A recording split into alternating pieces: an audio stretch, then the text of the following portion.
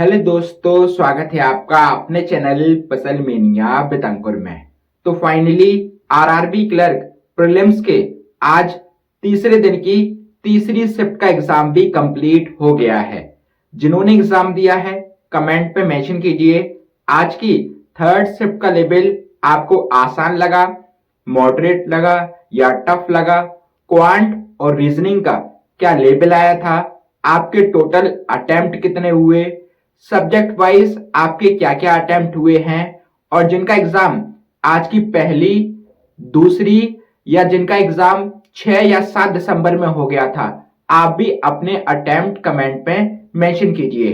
और Telegram channel को जरूर ज्वाइन कर लें। एग्जाम के बाद सभी शिफ्ट का पोल आपको टेलीग्राम चैनल पर मिलेगा। टेलीग्राम चैनल की लिंक डिस्क्रिप्शन और कमेंट बॉक्स में है। मिलते हैं फिर नेक्स्ट वीडियो में, जब तक के लिए धन्यवाद।